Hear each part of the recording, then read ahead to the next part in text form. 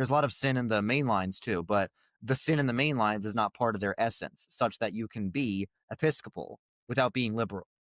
However, you cannot be PCA without being in schism from the PCUSA. Like, do you recognize that as a I mean, I'm not trying to make any judgment on it. When you say that, something in me feels like, oh my gosh, such a like. Look, just because something's hard doesn't mean it's not true. I'm not even arguing whether or not it's true. Do you feel like I know this is a hard take, but it's something you all need to hear?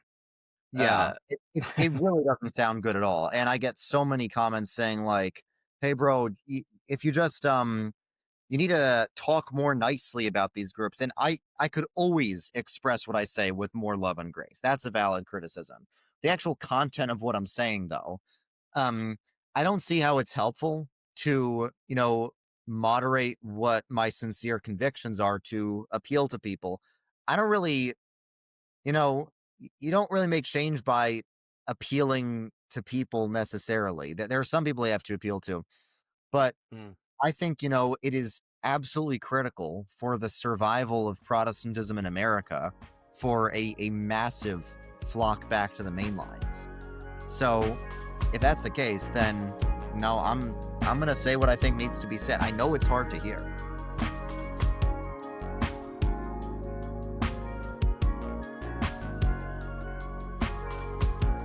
All right, welcome back to the Evangelical Anglican. I'm Jared Jones. I have the pleasure of being joined today by none other than Redeemed Zoomer. Richard, thanks for being here. Yeah, thanks for having me, Jared.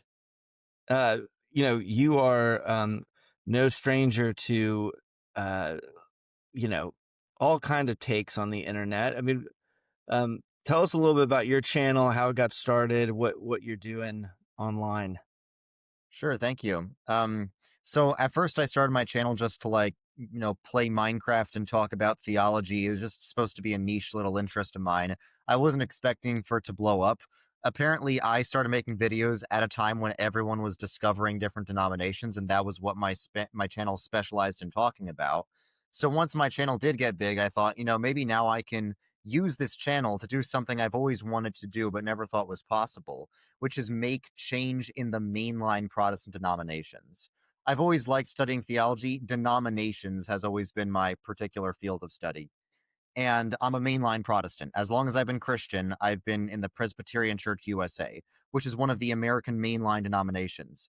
The definition of a mainline church strictly is just a historic institutional church that didn't, willingly split from another church. That wasn't formed out of a, voluntary split or retreat from another church. But almost all the mainline denominations in America are also characterized by theological liberalism for the most part. Right. The Presbyterian Church USA, the Episcopal Church, the United Methodist Church. If you look up headlines about them, it's going to be all the new liberal changes and all the fallout from those new liberal changes and how they're all declining. Now, as you know, because I know you're in one of these denominations, you're Episcopalian, there are Right. still hundreds and hundreds of faithful Orthodox congregations in all of them. But that's not what people hear about. That's not what the media talks about. And that's not the perception of these denominations online. Online, all we hear about is the most radical, extreme cases of heresy and liberalism in the churches. Yeah. So I've always cared about fixing my denomination, the PCUSA. I didn't think I would ever really have a platform, but once I started making YouTube videos and started growing my channel, I was like, hey, now I can do something about this. So in 2023, I started Operation Reconquista, just, a loose movement to try and inspire people in mainline Protestant denominations to fix their denominations. And then at the end of 2023, out of that movement, I started a particular nonprofit organization, Presbyterians for the Kingdom, specifically dedicated to reforming the PCUSA. Now that organization we have conferences, partnerships with seminary professors in the PCUSA, and hundreds of official active members, committees, all that. So it's been good. We have a long uphill battle ahead of us, Yeah. but I believe God will be faithful to the remnant. How old were you when you started the Minecraft channel? I was 19 when I started the Minecraft channel, and I was 20 when I started Operation Reconquista in 2023. Okay. So you started this channel and it starts to pick up steam. I mean, what is life like being highly online? I mean, what's that? Especially talking about kind of controversial. Uh, they say in polite company, don't talk about religion and politics, and you're hundreds of thousands of viewers on your YouTube and thousands on Twitter and all that, like, and talking about issues that people find very polarizing. How has that been for you personally?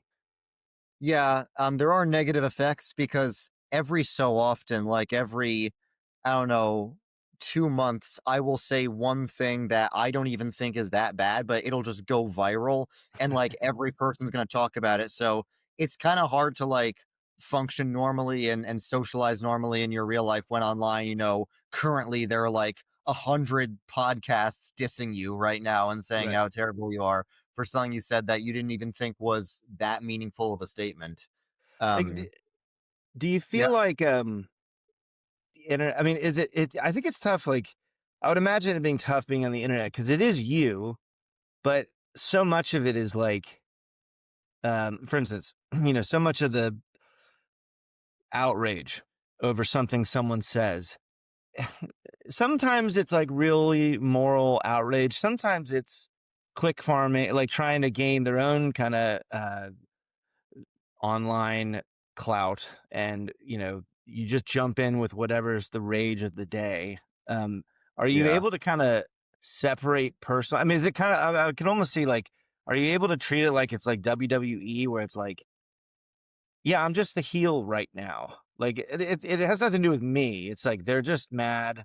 Or does it actually feel kind of like a personal, like, gosh, why you guys don't even know me and you apparently hate me? Yeah, I mean, sometimes it is personal because, like, this isn't just some WWE thing because I actually believe what I say online. Right. I'm not putting on a persona. Maybe some people do that, but I don't. It's like, one of my problems, maybe it's due to being a New Yorker, is I have no filter. It's like anytime I have just a casual thought, I would put it on Twitter, and some of my casual thoughts were more popular than others. And like everyone's mad about something I do or say, but it's never the same thing. Some people say I'm too liberal. Some people say I'm too conservative. Some people say I'm too Catholic. Some people say I'm too Protestant. And Yeah. it's been like that since the beginning. Yeah.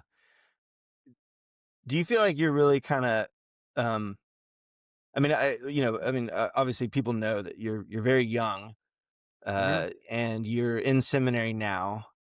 Um, Yeah. do you feel like it's hard to kind of be public while you're still trying to figure things out? Or have you kind of embraced it to where it's like, I'm kind of on a public journey, and sometimes I have a position that I change my mind on, and I'll just kind of publicly say, yeah, I don't see that the way I did 6 months ago. Yeah. Well, honestly, I haven't really changed my mind on things since making a public platform because I'm in the middle on certain issues. Sometimes people will think I've changed my mind when really it just sometimes I'll say something positive about Catholicism. Sometimes I'll say something negative about Catholicism, and people are like, you changed your mind. You're Right. inconsistent." No, it is possible to have some positive thoughts about a thing and some negative thoughts about a Sure. thing. Uh, People just lack any nuance. They have what I call Reddit brain. Uh, Right. yeah, but, you know, honestly, I think if I was someone who was just figuring out my beliefs about certain issues, it would be kinda irresponsible for me to just throw things on the internet. There are some people who dedicate their channels to, like, their journey in discovering the truth, but those people shouldn't try to make educational content. Like, I do Right. not know anything. When it comes to, like, real life experience, like having kids and all that, I don't have experience with that yet. But I am pretty sure I know what I believe regarding denominations. It's one specific thing I specialize in. I'm not here to tell you how to live your devotional life. I'm not here to tell you, what the best decision for your family is. But there is one particular area of theology I've focused on basically ever since becoming a Christian, and that's denominations and the importance of mainline Protestant denominations and preserving and reviving them. Right. So it's like there are some microscopic things I've changed my mind on. The only like one example is infralapsarianism versus supralapsarianism. I changed my mind on that. And From some what my from what to what? I went from infralapsarian to supralapsarian after That's the worst. figuring. That was the wrong one. That was the wrong one Now, to do. I I'm just kidding. was infralapsarian at first because I misunderstood what supralapsarianism was. I thought supralapsarianism was hyper Calvinism, where God has no love for the non-elect and God creates people for the sake of damning them. Turns out that's not what it is. But Okay. uh, I've also gotten a bit more, extreme and firm in some of my convictions as well. But I haven't really changed my mind. I think if I was changing my mind all the time, and if I was still figuring things out, it would be right to, not want me to have such a big public platform.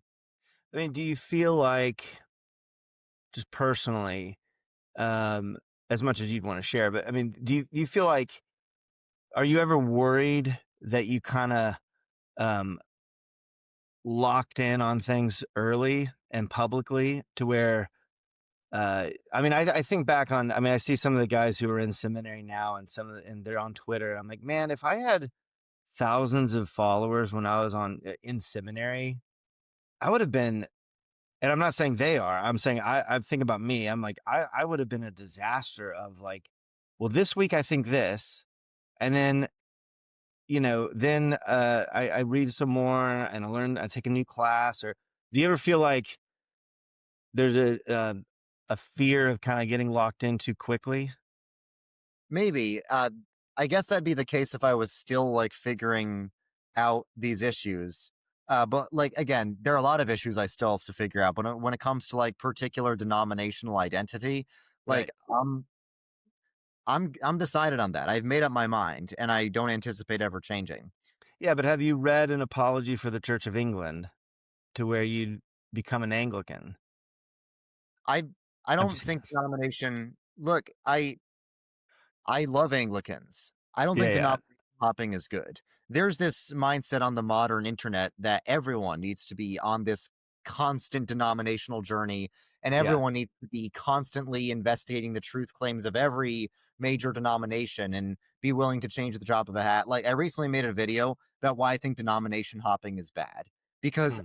in this online space, I know so many people who go in the span of just a year and a half from, vague evangelical to Baptist to Presbyterian to Lutheran to Eastern Orthodox to Anglican to Catholic. Every time they do it, they're just like, "Oh, I'm just discovering truth," and they feel pretty confident about their changes every time they change. I Right. think, uh, you know, when you're new to this stuff, when you're new to these conversations, it's okay to explore things. But once you have decided on something, you should stick with it Right. because that's what people used to do. And you can't have these long-term communities people build up if everyone's just bouncing between denominations. Yeah. I think the average person should I think the majority of people should be the same denomination their entire lives. I want everyone to be Christian, but as long as they are Christian, I want them to be the same type of Christian, especially if they have a particular commitment to a denomination and building it up. I don't think it's healthy to change your commitments very much. So, Mm. especially given the fact that all the main lines are in communion with each other. Like, let's say hypothetically, next month I discovered, hey, I really feel like Methodists have better arguments than Presbyterians. Would I immediately become Methodist? No. I would just say, well, we're basically in communion with Methodists anyway, so I'll just try and, you know, be the best Christian I can be in the Presbyterian church because I'm a Right. Presbyterian. I'm confirmed Presbyterian. I made vows to the Presbyterian denomination. I don't do that lightly. Mm. Yeah.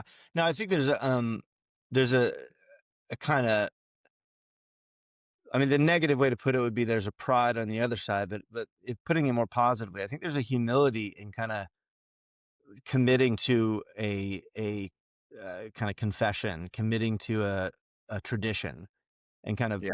rooting yourself in that tradition and not leaving it. I mean, I that's what I when I became reformed, I really do feel like I kind of just placed myself in that tradition and said, I'm not going anywhere. And Now I want to if distinguish.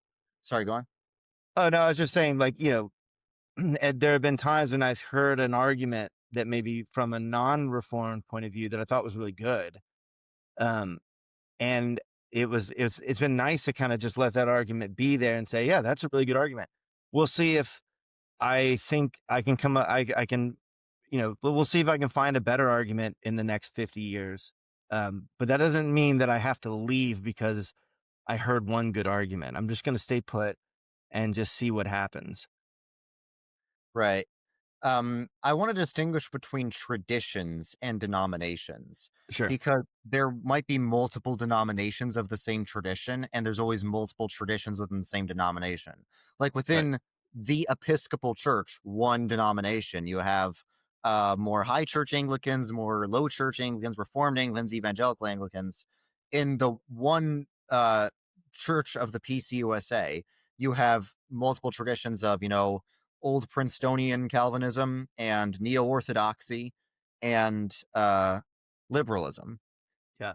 That's obviously a big one. So I've shifted from the tradition of liberalism to just old Princetonian Calvinism to neo orthodoxy.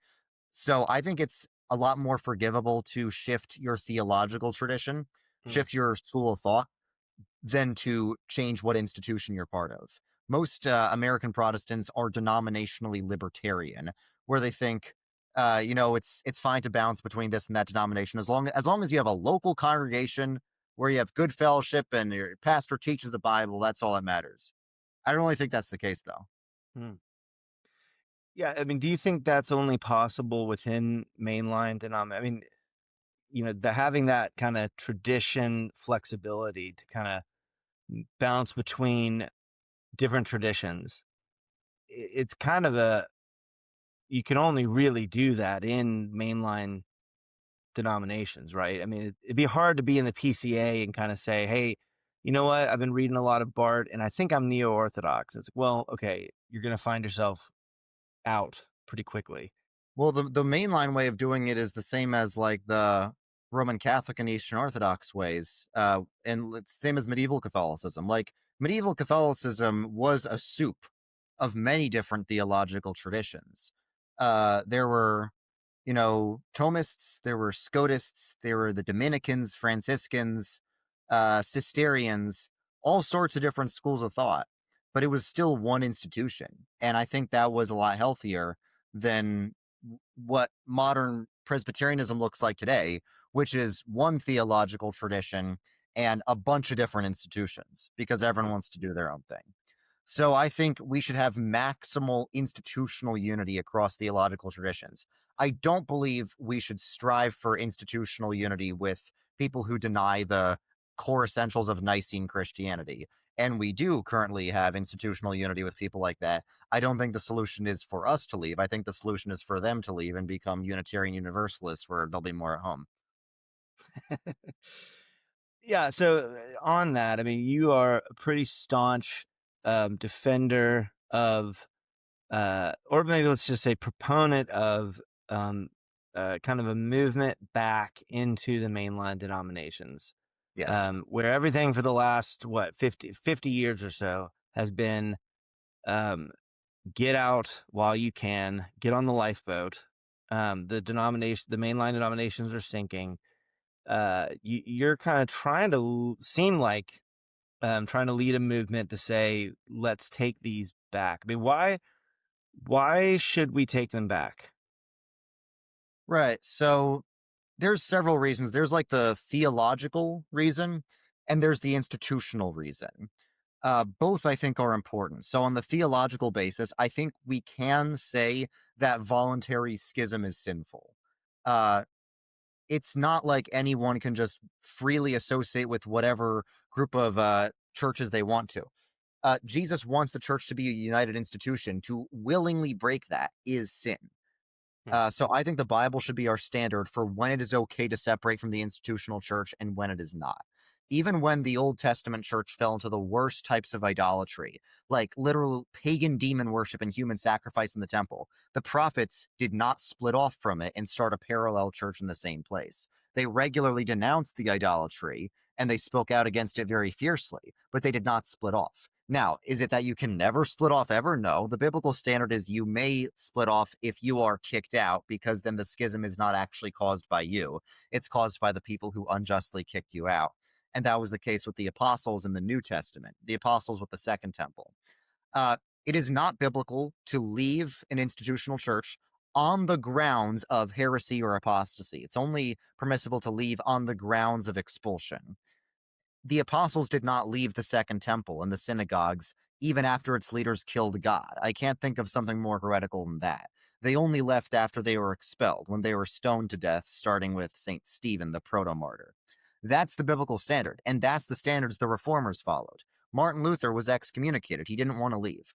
Queen Elizabeth started doing the Anglican Reformation, but didn't actually cut ties with Rome until she was excommunicated by the Pope.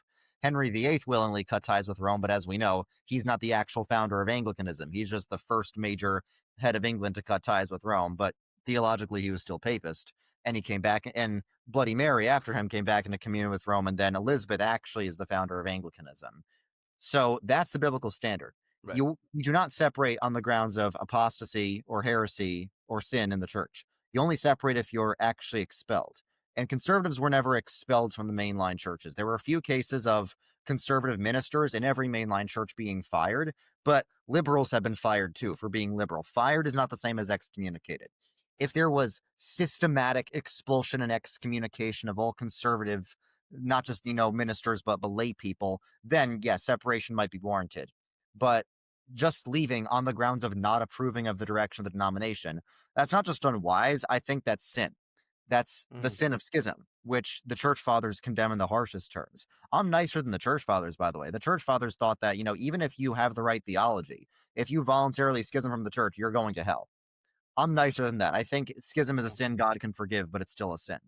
Now, that's the theological, sort of the deontological um, reasoning behind why we need to return to the main lines. The institutional reason is that faithful Christian men dedicated their lives to building up these institutions. They, in many cases, dedicated their entire estates to the Episcopal Church, not even just to their local congregation, to the institution of the Episcopal Church, not Mhm. to Anglicanism, the Episcopal Church. I like the fact that T is one of the syllables in tech. Uh, so they donated this money to the Episcopal Church. They donated because they had faith in the institution. They had faith that the future generations of the Episcopal Church would steward what they gave. I think it dishonors their legacy to let the money they donated to God's kingdom be used by heretics and apostates. Even like people are like, oh, the ACNA and PCA, they're going to be the new mainlines because they're growing and the mainlines are shrinking. Yeah, but it's also about money. They still don't have a fraction of the endowments that the mainlines have. And if Christians don't retake those endowments, they're going to be used to fund abortions and mosques. We know that that's going to happen. They say, Mhm. "Oh, just buy back the buildings, bro." You can buy back buildings, but you can't buy back money. Uh, the endowments of the ACNA and the PCA are a joke compared to the Episcopal Church and the PCUSA. And this is Christian money we're talking about.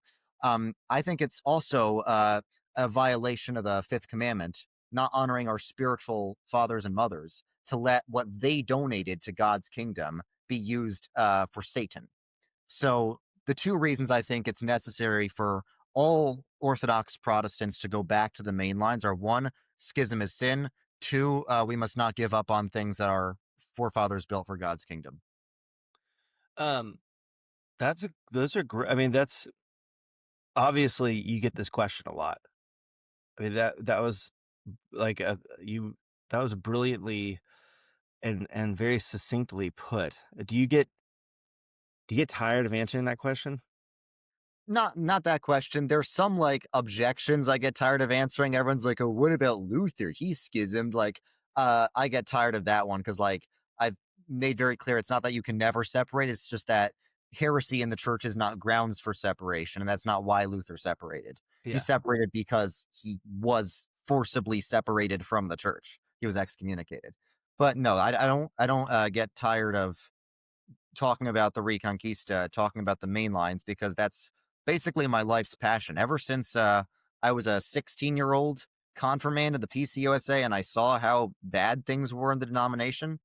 Because if you want, I can tell you some of the insane things I witnessed as a 16-year-old, still Yeah, go figuring out ahead. my faith in the Presbyterian Church. Right. So I converted to Christianity at age 14 after going to a Christian summer camp, Christian themed music camp. It was run by this Christian viola professor in Oberlin. Huh. And I just joined my local Presbyterian church. I didn't know about Calvinism or the denominations or the liberalism in the main lines. I just thought, hey, this church is a Presbyterian church, and the director of my summer camp was Presbyterian. Looks like Presbyterians are cool. I'm gonna be Presbyterian. And for the first year, it was fine. It was great. We had a great pastor, great community. I loved it. And then he got replaced with, and he retired. He got replaced with this interim pastor who was very liberal. And she would say things like, "Oh, saying you believe the Bible is like saying you believe the New York Public Library. It's a diverse collection of many theologies." Right. And he said it doesn't matter whether the resurrection happened historically. And I was like, I'd not even read the Bible, but I was like, that doesn't sound right to me. And it was actually her preaching this heresy and this progressive Christianity that inspired me to study theology. And that's why I don't think, you have to run away if you have a liberal woman pastor, because it's actually her heresy that inspired me to study theology more. It's like if there hadn't been such blatant heresy in my church, I would never have studied theology. Right. um, and she was just the tip of the iceberg. I was getting confirmed in the church that year. The good news was I was assigned a mentor for church who was very orthodox. He's this awesome guy. He's this Ivy League professor, and really into studying Reformed theology. So he was good, and he helped me through confirmation. But then I went on this confirmation retreat, which was hosted by the regional presbytery. It's like the Presbyterian equivalent of a diocese, and that was even worse than the interim pastor at my church. At that um, confirmation trip, it was I was the only kid there who actually cared. Everyone else was just forced by their parents to go. A lot of those kids didn't even believe in God, and the ministers there didn't care. One of the ministers said he didn't believe Jesus was God. One of the ministers said unborn children are parasites. Yes, a pastor said that, and the Jeez. whole thing was just about why the Bible's not reliable and faith is so much more than actually believing doctrines. And at the end, they advertised a camp for queer youth, for queer Christian youth. So that was my experience. And I went back to my mentor and I was like, dude, what the heck? Like, why is our Right. denomination like this? I might want to go Catholic. I might want to go PCA. I'm getting into Tim Keller and he's PCA. Maybe I want to join him. And my mentor explained, he was like, the reason it got this bad is because people kept leaving. So you can't leave. You have to stay. These Mm, main lines are important. We can't give up on them. And at first I was like, fine. I thought, maybe I'll wait until my church maybe gets a better pastor. And it did. I did stay and I did petition the church to get a better permanent pastor, and it did. That church now, it's not perfect. It's kind of liberal, but still very creedally orthodox. And now it's actually growing surprisingly well. It's like a liberalish mainline congregation in suburban New York, and still it's getting tons of new members who have never been to church in their lives, which I think is really interesting. But that wouldn't have happened if, I had just up and left. mm, So I thought, I'll stay for now, but I still don't see like why I need to stay in the main lines, why that's so important, why I can't just be PCA. Until I went to college in Texas, where non-denominational evangelicalism is just so dominant, and everyone was just going to this rock concert church where there was no reverence for any tradition at all in Protestantism. So then that's when I started to realize traditional Protestantism is really important. And after that, I soon realized, the only place to really find traditional Protestantism is mainline Protestantism, because all these offshoots are, contemporary. They abandon the historic traditional institutions. They meet in strip malls. And even the ones that try to maintain like a traditional theology end up drifting more towards big evangelical theology. And then over the years, the more I started studying this, the more I started realizing, no, it's not just unwise to schism from the main lines; it's actually sinful. So yeah, that's basically how I got to where I am today. um, do you, and the movement, Operation Reconquista, has been growing. Yeah. We have about 4,000 members in the Discord right now, and not everyone in our movement uses Discord because there's lots of older folks in our movement too. Like me. Um, what do you think has been the big draw to it? I mean, like anyone can start a Discord channel. Anyone can say, well, I'm going to retake I mean, when you say I'm going to retake the main lines, I get in my head. If somebody just told me that somebody was saying that, I would get in my head like the Gob Bluth Arrested Development. There are dozens of us. Like, um, but you've got this actual growing movement. Yeah, What is it that is so compelling? And I imagine it's fairly young people who are. mostly. Well, in Gen Z, What's so compelling about it for people? there's a trend. Maybe I contributed to the trend a bit. Uh, all Gen Z Christians, and there are more and more Gen Z Christians, want traditional Christianity. That's why Catholicism and Orthodoxy is so big in terms of Gen Z internet Christianity now. Uh, Now, what if you want traditional Christianity, but you still want to be Protestant? Because I've never not wanted to be Protestant. Mm, Then I think your only option is mainline Protestantism, because non-mainline Protestantism is either, big big evangelical stuff. When I say evangelical, I'm not talking about evangelical Anglicans. I'm not talking about J.I. Packer. I'm talking, concert TED Talk worship. yeah, And if there is any, conservative offshoot Protestant that tries to be more traditional, they're still not going to have the resources to really engage with their tradition. They don't have the buildings, they don't have the endowments, they don't have the universities, they don't have the traditional seminaries. Um, Things like the PCA and the ACNA and the CREC, it seems like they're trying to basically rebuild traditional Protestantism from scratch instead of just being in the traditional Protestant institutions. Catholics still have their traditional institutions. The Orthodox still have their traditional institutions. Why can't Protestants also have our traditional institutions? right. Yeah, I mean, I think. Look, I'm an Episcopalian, and I'm Yeah. fully on board with um, being being a faithful Orthodox minister in the Episcopal Church. Um, you know, do you ever feel like your how you frame things? Like, well, let me ask you like this: uh, in your kind of theological, how you frame things. I mean, where do faithful, good Christians, which I assume you would say there are faithful, um, uh, good Christians. I don't know if um, I think hold on, my camera go out that whole time. It probably It did. did, but I still heard you. Okay.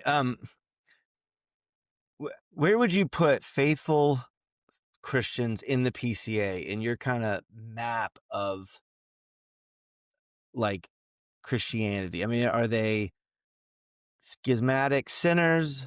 Are they fellow brothers and sisters? I mean, Tim Keller, like, uh, The, the answer is yes. Now, no, none of us are without sin. The sure, Reformed tradition is a very expansive definition of sin, where sin is not just like when I say, "Oh, schism is sin." People in these denominations are sinning to some degree.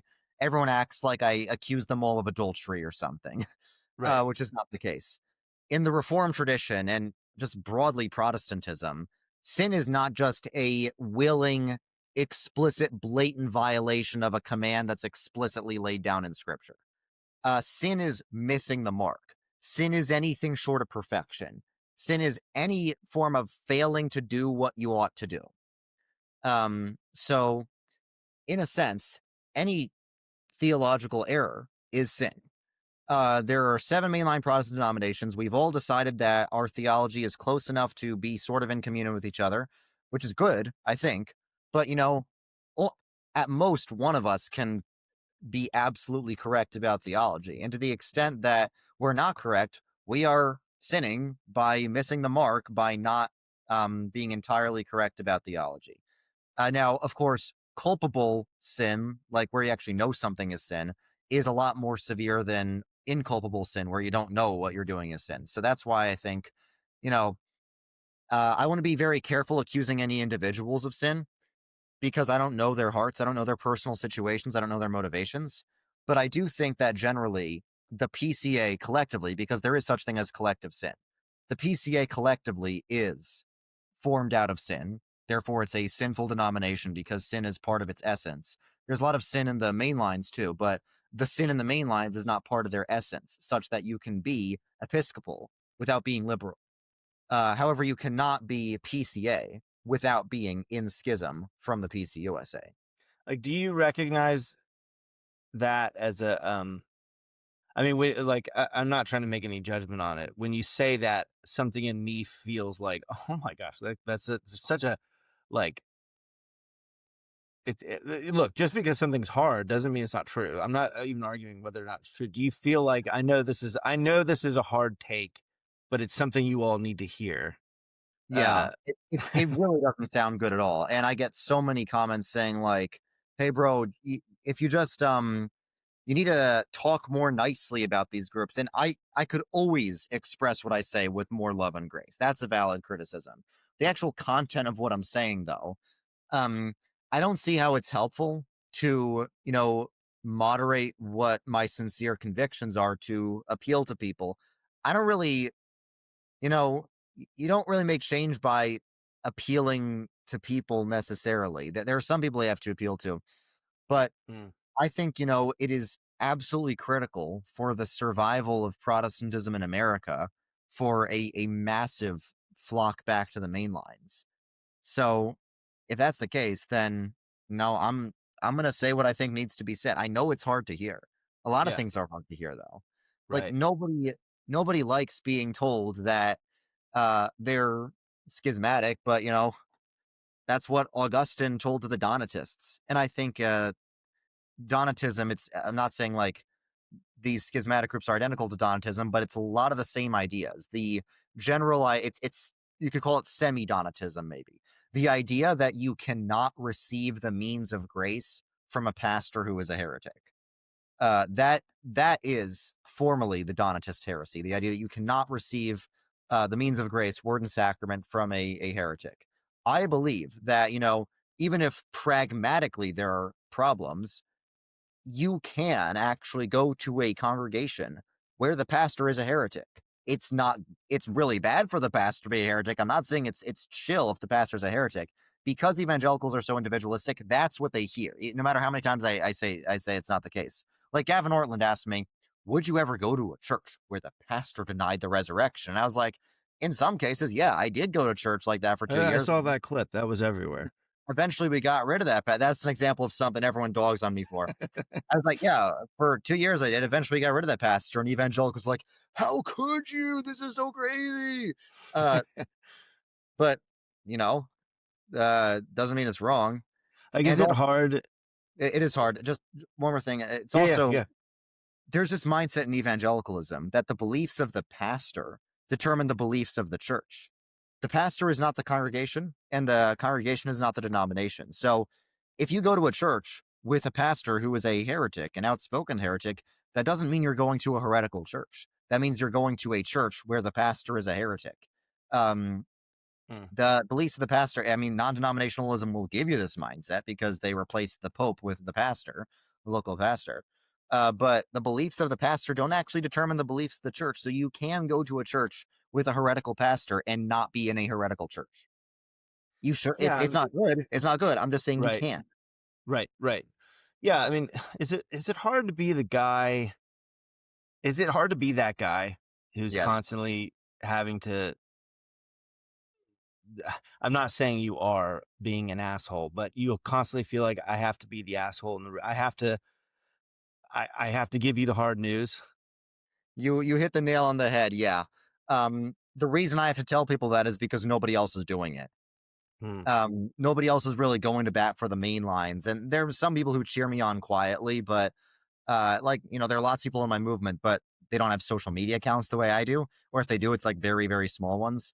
So I have to be the a-hole. I have to be the one who's constantly telling people like you're schismatics. I feel like my job would be easier if some more people with substantial platforms would adopt uh would say some of the same things because they already agree with those things, but they're like, I don't want to say that. Right, right. And Um, my New York mindset makes me not feel bad about being the a-hole.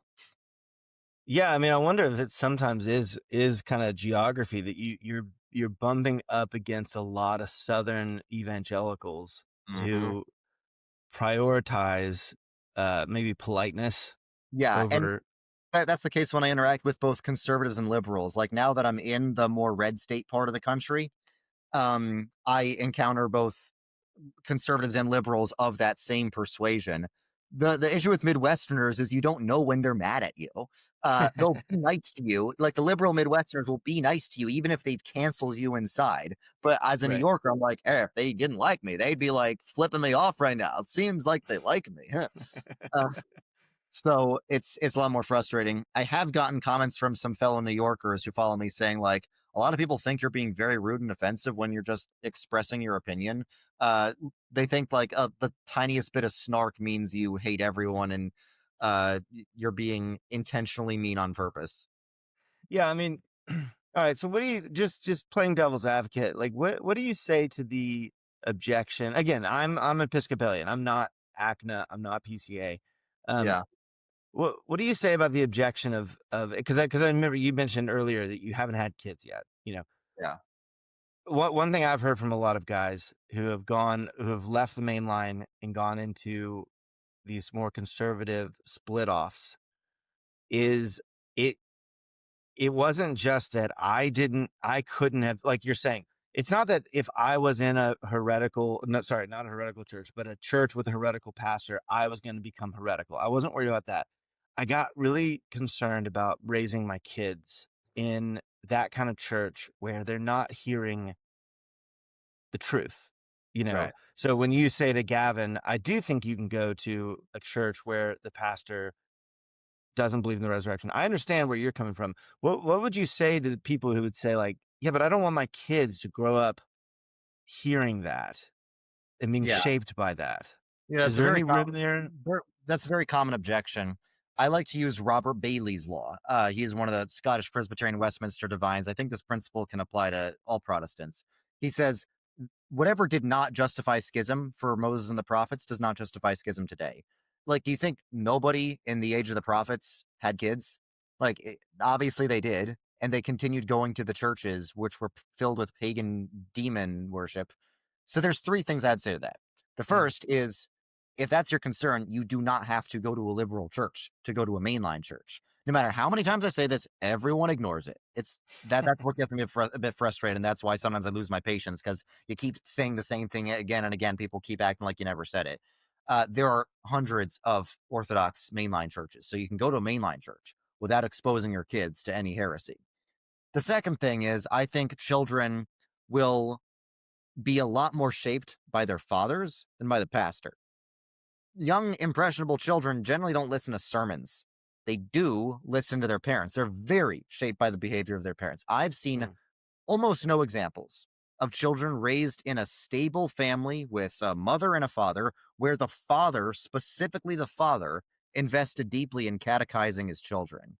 The Bible says if you raise your children up in the way they should go, they won't depart from it. I can't speak from experience because I haven't had children. I can speak from observation that basically every case I personally know, I mean, maybe you know cases to the contrary. Every case I personally know of a child who was raised, of a child who departed from the faith, who was raised Christian, either the father was not invested in catechizing their children or their parents had some, family instability. mm. Sometimes there's just what I call the young Sheldon effect, where the mother is really invested in catechizing the kids, but the father kind of just blows it off and goes along with it. That's a recipe for atheism.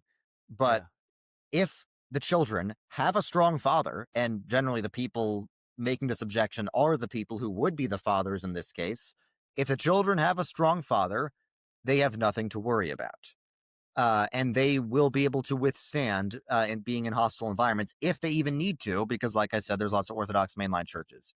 The yeah, third thing is, I think if you want your kids to grow up as strong in the faith, they are much more likely to grow up strong in the faith if they see their father fighting for the truth than if they see their father being a bloody coward. mm, Sheltering kids is the easiest recipe for apostasy. I think refusing to take your kids to any environment that where they'll be exposed to liberalism, that's sheltering. That is the recipe for apostasy the second they get exposed to the real world. Do you know I want my kids to see trans flags and gay flags, and I don't mind if, maybe that's the habit. I mean, I do mind. I don't want to be taken out of context. Maybe that'll happen in church, uh, because there is LGBT in the world, and I'm having kids for the world. The kids Mhm. are going to grow up in the world. They need to know Right. what's in the world, and it's not my job to shelter them. Um, you know, the I think statistically, children are a lot more likely to keep their religious identity when their religious family identity is something that's kind of marginalized. So if being a conservative Protestant, if they see that those opinions being somewhat marginalized, I think they'll really internalize that a lot more than if they just are dragged along to some hive mind that they get bored with and want to leave the second they get a chance. Yeah. Um, last thing on the denomination piece. I mean, do you feel like, um, but one of the other, I think, things that um gets levied against you, and I mean, I've I think thought it before too, and probably said something.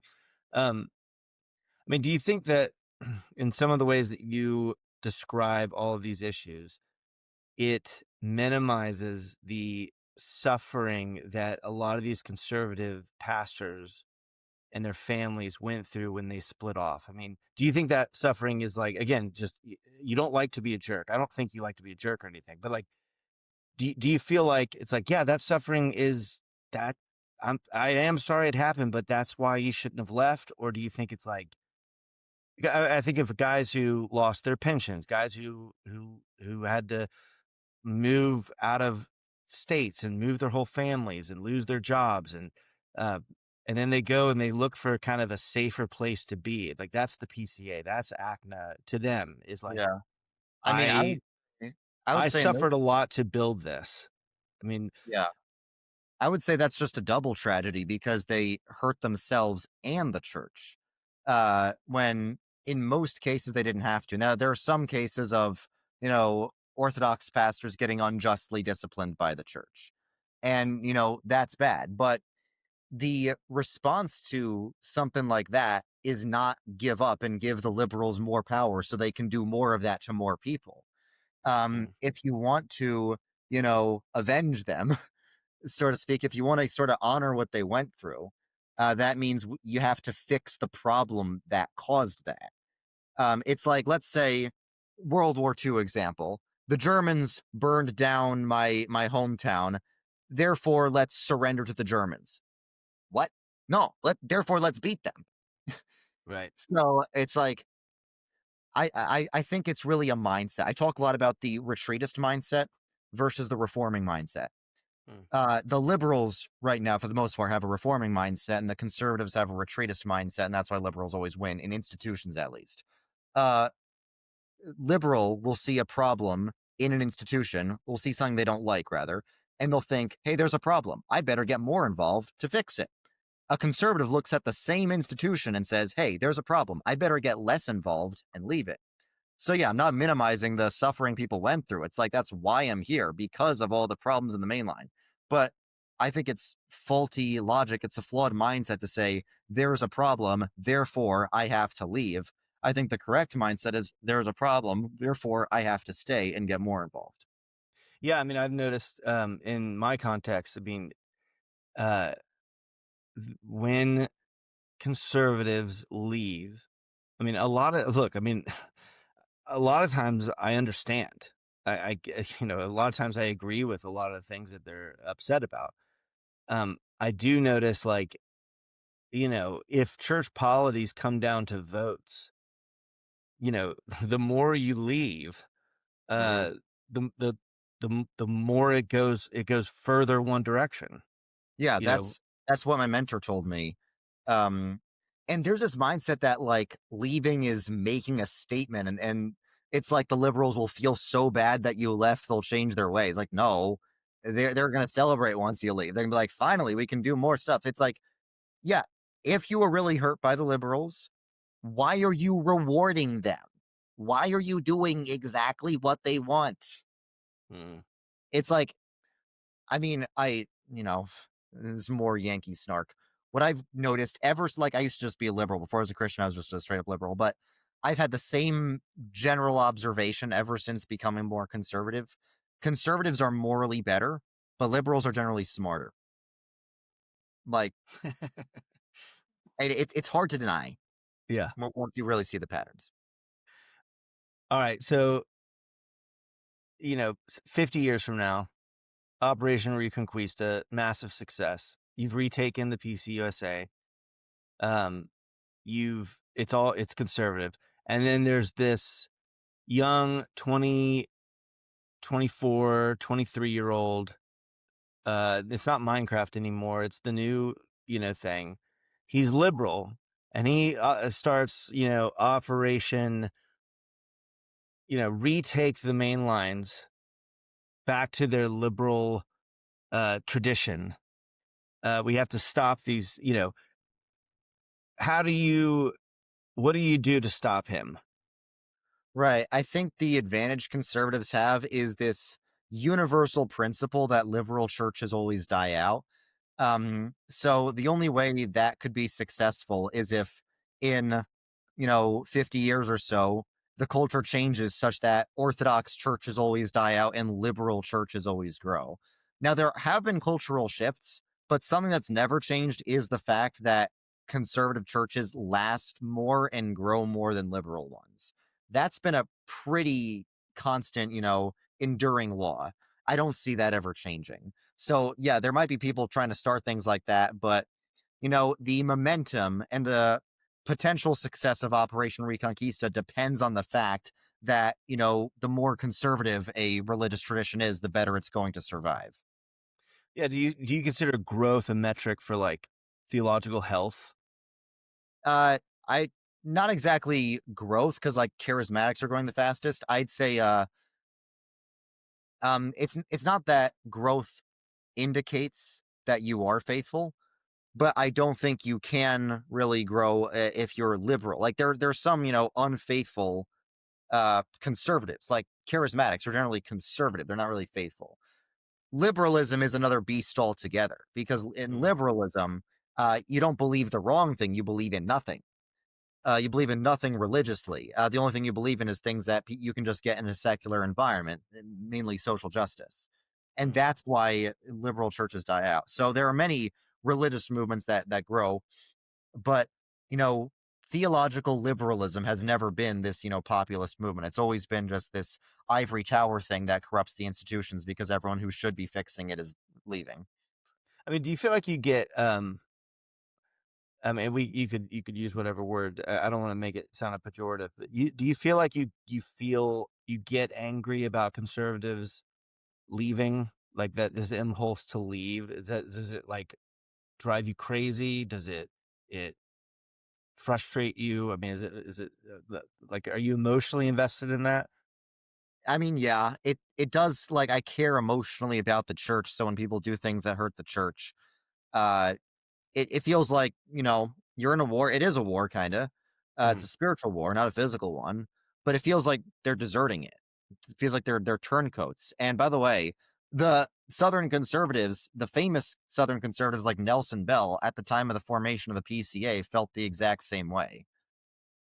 So yeah, I try to manage, the way I speak. You always got to control your passions, but yeah, I think what they're doing is damaging to the church, and I love the church. So yeah, I do care about it, and sometimes that bleeds through in some of my rhetoric. Um, so turning a little bit towards kind of how you see the current religious landscape. Um, Obviously online, uh, Orthodox, Catholic, there's kind of a resurgence of young Zoomers, whatever you want to call them, turning towards those things. But numerically, from all the actual studies we've done, I mean, it seems like non-denom evangelicals are still kind of the the king of the hill a little bit. I mean, what is it that you think draws people towards the non-denom evangelical world? Really, What's the draw 90 there? 90% of it is social life. Uh, One thing non-denominationals are better than everyone else at is community. I don't think people actually like non-denominationalism because of their theology or worship style. I think people like the community. And the churches that have great community also have the non-denominational theology and worship style. I think non-denominationals had to evolve. I'm a Darwinist. I think non-denominationals had to evolve to have such great community outreach because that was the only way for them to grow because they didn't have any historic theology or institutions to draw on. And non-denominationalism is extremely populist. Like in Congress, most of the Protestants are still mainline Protestant. But Hmm. and in like academia, evangelicals are the least represented group. The most represented group is obviously Jews. Uh, but non-denominationals, uh, every time I talk to someone who is non-denominational and they want to get out, the thing holding them back is the community, man. So many young people here. Uh, the Episcopal church near me, it's all old people. And Right. that's another thing I get a bit angry about because that's idolatry. The church doesn't exist for you. You exist for the church. I think it's like if a church has only old people and no young people, they need you. Church church does not your dating app, bro. Church is not a dating app. It does not exist for you to find a hot trad wife and move to the middle of nowhere and have a farm. Church exists to be the kingdom of God. And if there's a historic community and it's dying out, you should revive it. Mm, Um, so it's like if a church has lots of young people and another church doesn't, and you're a young person, I think the selfless thing to do is go to the church that needs you. The selfish thing to do is to go to the church where you feel more personally at home. So yeah, I do think community is a valuable asset of the non-denominationals. That's their big selling point. However, community is actually not one of the marks of the church. Community is nice when you have, but it is not an essential. mm. The preaching of the word and the administration of the sacraments are uh, the marks of the church. And even though institutionality is not a mark of the church, I still believe it is a divine prescription for the church. It's not a mark of the church because the church can still be the church when it is not institutional, but it is a divine prescription because whenever the church is not under persecution, God commands it to be institutionalized, and God commands to not split from it. Mm. So, yeah, I would say that there are a lot of reasons the average person wants to be non-denominational, but they're bad reasons. Now, is it true that non-denominationals are still winning the game even if it's different online? I think that when it comes to like the uneducated masses, yeah, non-denominationalism is winning. When it comes to the people who actually want to dig deep into the Christian tradition, I think Catholics and Orthodox are winning right now. It's like there are lots of non-denominationals who are leaving non-denominationalism and they want to join a historic Christian tradition. Of those people, they are far more likely to go Catholic or Orthodox than a historic Protestant Do you tradition. think So that's a bellwether? Like that's a those will go first, and then as you said, the uneducated masses will begin to follow, or do you think that those two groups are going to kind of just continue to diverge? I don't see non-denominationalism dying out anytime soon. I do see classical Protestantism dying out, which is why I think there's such an imperative to revive it. And I think the only way to revive it long term is to revive the main lines. What do you think that classical Protestantism has to offer to the Christian world today? I mean, it's the religion that built the most successful corners of Western civilization. Like, I think a lot of my fellow Reconquista members think this is a bad argument. I Jesus said, "You know a tree by its fruit." I think you can absolutely judge religions and religious traditions by the impact they have on the world. And without fail, magisterial Protestantism builds the most successful societies. Every Ivy League university except Columbia, sorry, Columbia was Episcopalian. Every except Cornell, I believe, was started, and maybe UPenn was started by, you know, Calvinists, not Pentecostals, not Papists, not Eastern Orthodox, Calvinists. Mm. Uh, so I think that we can't really have. I believe in restoring Protestant Christendom, and I think the even though Protestantism is not popular anymore, the fruits of it are. There's still massive immigration from historically Catholic and Orthodox countries to historically Protestant ones. Um, you don't Mm. see even though everyone wants to be Catholic now, you don't see them actually flocking to Catholic countries, do you? Yeah, I mean, do you think is would that mean that um, one of the main drivers of what you're trying to do, your project, is kind of political? Not more cultural than political, because when it comes to like actual party policies and economics, I'm illiterate. Sure. Okay. That is one of the things I might still be figuring out. I haven't even begun to figure it out. And that's why I don't talk about that on my platform, because I don't want to say something stupid I'll regret later. Yeah. Um, but I do know enough to know that culturally, Protestantism builds the most successful societies. So I guess it would be societal and cultural, and politics is maybe downstream from that. But yeah, absolutely. I do believe in restoring uh, Protestant Christendom, Protestant America. And it's not like it's perfect. Nobody ever said it's perfect. I do think society was a lot more stable and fruitful and creative back when it was predominantly mainline Protestant. And I mean, the good of that greatly outweighs the bad. yeah. So, what would you say to like if somebody said, "Well, if if your end goal is still cultural, it's it's still kind of the problem with I mean, the problem with theological liberalism is it everything is imminent, right? Everything has to be seen here on earth, physical, like the kingdom of God, all this stuff. I mean, did you have you just kind of swapped them, and you're saying, "Hey, my goal is actually a cultural transformation. I just think conservative, orthodox, classical Protestantism is the best means to do that." I don't think you can separate the physical and the spiritual. I think in the 20th century, the liberals only focused on the physical, but then the conservatives reacted and only focused on the spiritual. The early church never separated tending to the world's physical needs from tending to the world's spiritual needs. Yeah. So I don't think you can separate cultural transformation from theological renewal. Yeah, I guess I guess I'm too much of an existentialist to go all the way. I well, I don't know if I'm an existentialist, but I do think Like I'm a fan of NT Wright. My eschatology is basically NT Wright, where it's not about going to heaven; it's about heaven coming down, transforming the world. And of course, yes, there's still a supernatural soul in heaven and all that, but that's not the main focus. The main focus is the kingdom of heaven here on earth. yeah, do you think NT Wright and this kind of as we wrap up. I mean, do you think that view can't stand up to I mean, I know you probably would say no because you have that view, but uh how does that view stand up to the existential reality of hell? You know that it really does matter where people end up for eternity. Of course Um it does. I don't deny m- that. I think the best way to save souls from hell is cultural transformation. Street preaching and church planting is good when appropriate. It might save some souls, but the vast majority of Christians throughout history have been Christian because entire societies were Christianized.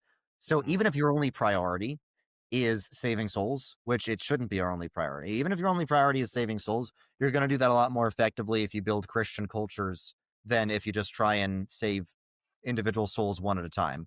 I think if you evangelize individuals, you'll save a few souls. If you evangelize institutions, you'll save millions. that's I love how you put that. Well, again, you're Redeem Zoomer. You have a YouTube channel. What's your YouTube channel? It's just redeem Zoomer.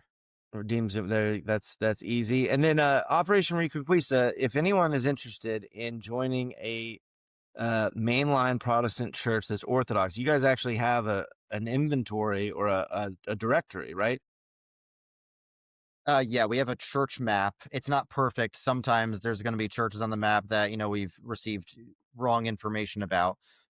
But generally, we try and make a map of all the Orthodox mainline churches we know about. So if you want to join a mainline church, but you don't want to join a liberal church, good news is you don't have to. Just look on our map. It's on operationreconquista.com. All right. And then I don't know if Holy Cross Episcopal Church in Sanford, Florida is on there, but we are Let me make also sure. an Orthodox classical uh, Protestant church in the Yeah, Episcopal Church. Holy Cross Episcopal. It's probably there. Uh, Anyway, thank you. Absolutely. Thanks so much for coming on. Thank you. God bless. Yep.